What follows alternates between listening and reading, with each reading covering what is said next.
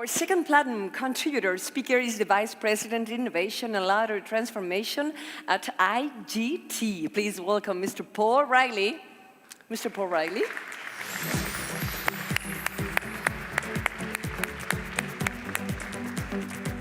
Hello, everyone. I see some of you are on your cell phones, and usually as a presenter, that's very disheartening, but not now. Please take out your cell phones. What we're going to do is get connected. And we are going to talk about connected play with our players. And I'd like to invite you to participate along. Perhaps. Next slide. Okay. You might have seen a little card on your chair. There's a QR code. You can scan your QR code here. There's two ways to interact in a couple minutes here. You can download the Poll Everywhere app. So feel free to download that app, or just go to your browser. If you type in that URL on the bottom, pollev.com/tango18, we'd like to hear from you to weigh in on where our industry should be going with respect to connected play. All right, let's try a test and see if this technology is going to work for us. Argentina has a storied past of football success. But do you know this fact? How many championships has Argentina won? Oh, some of you would jump the gun a little bit. Okay, if you're a true fan, 4 more. But the actual answer is number 2. They have won 2, 1978 and 1986. So that's basically how you're going to interact. On the app, we'll ask a question, and you'll have a chance to weigh in. Okay, let's get underway. All right. A term when we talk to our customers and travel throughout the globe and talk to you as operators, and a term even outside of our industry here all the time is omni-channel. It's kind of a nebulous term. What is omni-channel? You tell us. This is a word cloud. Go ahead and type your entry. What is omni-channel? Is it convenience? Is it single player view? Is it channels? Go ahead and type in some of your entries here on what do you think that's an excellent term, confusing omni-channel. We've tried to define that ourselves. I can tell you even at IGT, we have trouble sometimes. What is it? What's it all about? I think ultimately, if you look at some of the responses, it's about consumers, customers, satisfying their needs. Connected. And in fact, that's, I think, one of the themes you'll see as we talk about the next few slides here, connected play. Okay, very interesting. Yeah, I think confusing is also a key word here because it's used without understanding what exactly it is. But that's the purpose of this discussion. Let's try and figure out collectively what maybe it really means to us. Okay.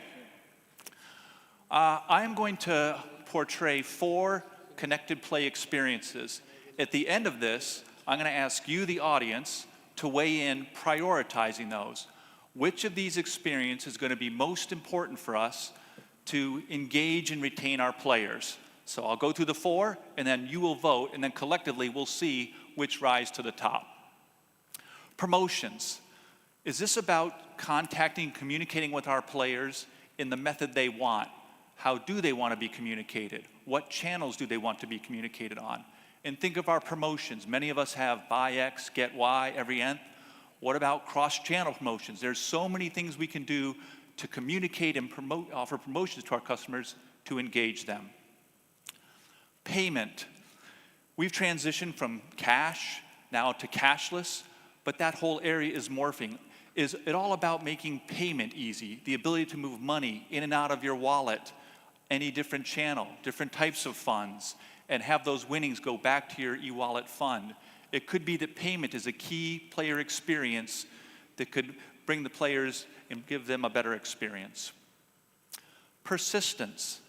Imagine if you were a player on a VLT. You're playing your game, you're interrupted, but you want to keep playing, you're on a roll. Would it be possible to take your credits, to take that game and put it right on your mobile phone and keep playing? So persistence, having that game, wherever channel, be cross-channel, but not interrupting the game, making it continuous and seamless for that player. Personalization.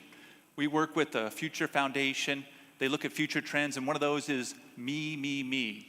So is personalization a way to contact our consumers and give them personalized communication when they want it, how they want it? And think of personalization as active and passive. Of course, consumers can register with us. What about passive? Just if they come in, we know something about them. Are they a male? Are they a female? Even in that method, we can also personalize and give them some customized content. All right, I'd like to ask you to weigh in, please. These are the 4 categories. In the app or on the browser, you'll see arrows. The top is most important. Push to the top these features, functionalities that you think are the most important player experiences as we today and go forward from our industry perspective to engage players.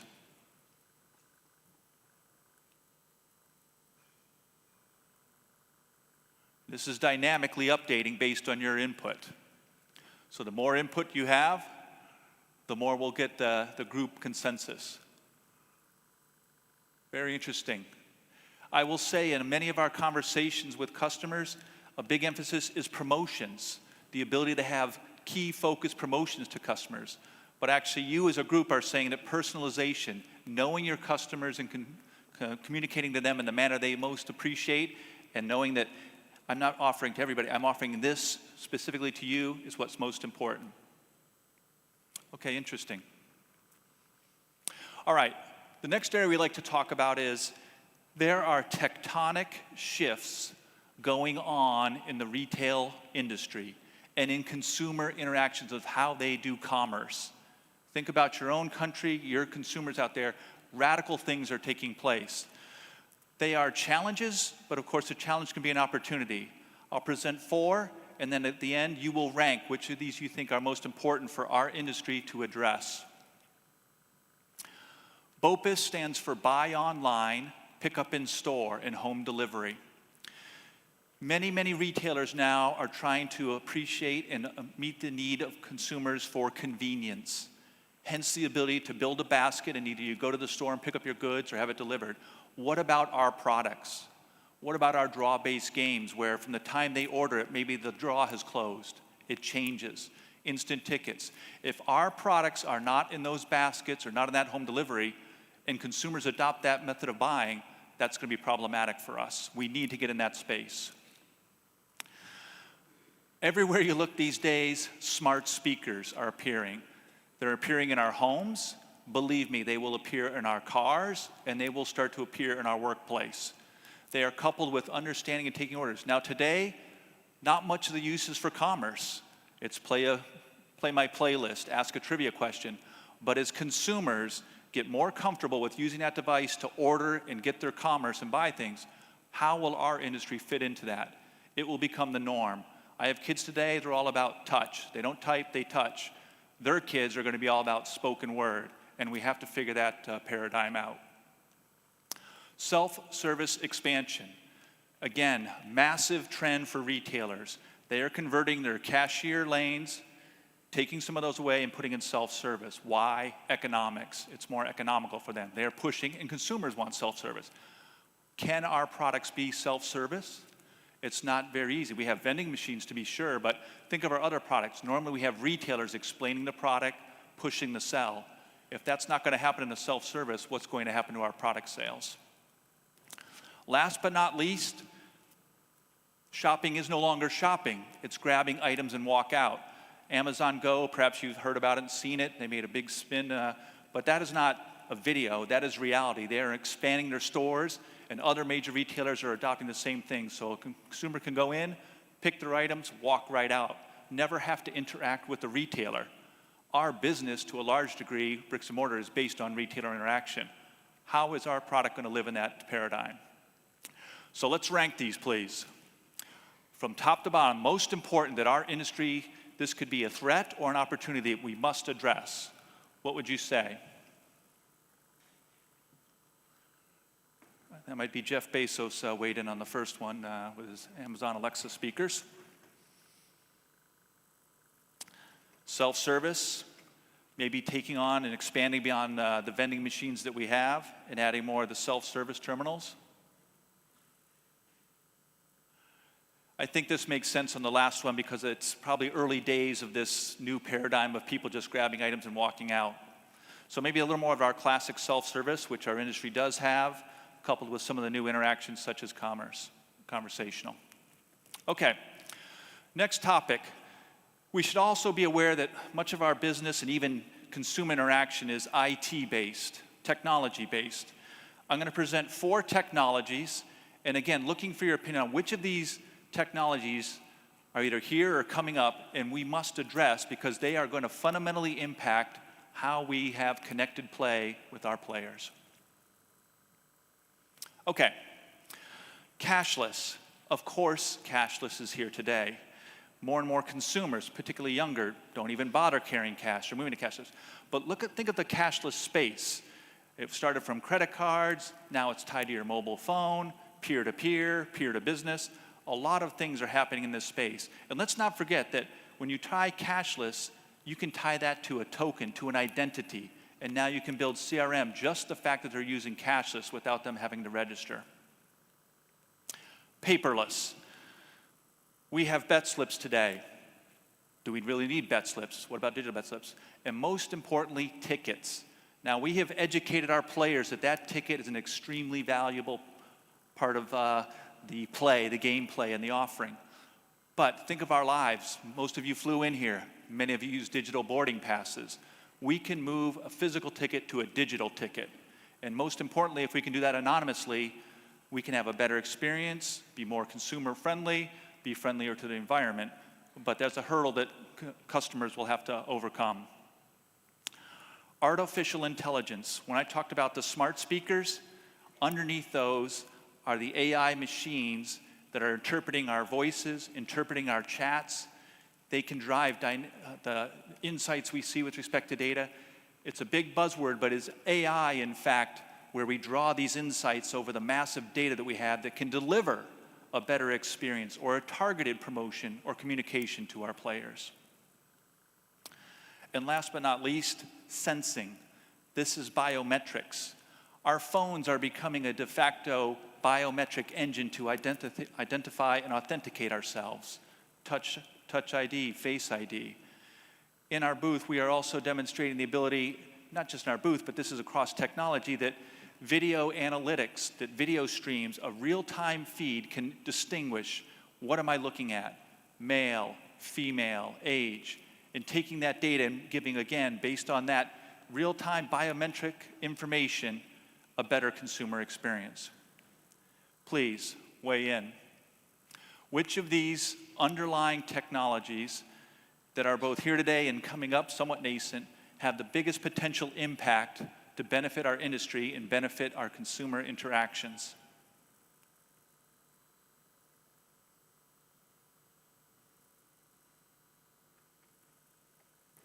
I'll give you a moment to weigh in. Interesting. Again, cashless, I think the more ways we can allow and flexibility we allow our players to weigh in and pay for our products, and again, perhaps drive that connected automatically to loyalty, could provide big benefits. Okay. All right, well, thank you for your input. A final thought. Be careful what you ask for. A little cryptic perhaps, but let me explain. On the left-hand side, first of all, that's a very strange-looking dog, but let's not focus on that. Best of breed. When we talk to our customers, many are pursuing a strategy of best-of-breed solutions. A central system from one provider, interactive solution from somebody else, terminals from another provider, a very heterogeneous environment. That can provide benefits to an organization, to an operator, but think about it from a unified, seamless consumer experience across those channels. That poses some challenges.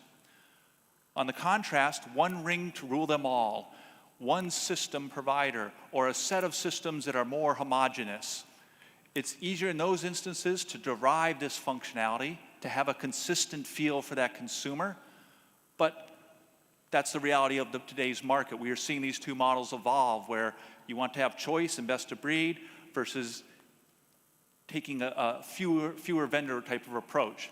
What really matters here is both can work and serve the needs of a best consumer experience. There's just different ways to approach it.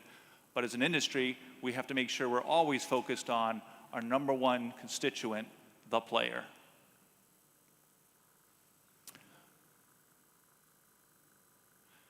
We are, part of our duty here at the show and is to listen to you. And some of the concepts that we just reviewed, we have tried to bring those to life in our booth. So as you go to the booth, in some of these technologies, these aren't real products today, perhaps on the brink, but some of these concepts and experiences for the players, if we welcome you to come to the booth and we want to hear your feedback, are these relevant? Are they crazy? Will they meet the need of your consumers? You tell us and we will listen. I'd like to thank you for your attention, your participation, and for getting connected. Thank you very much.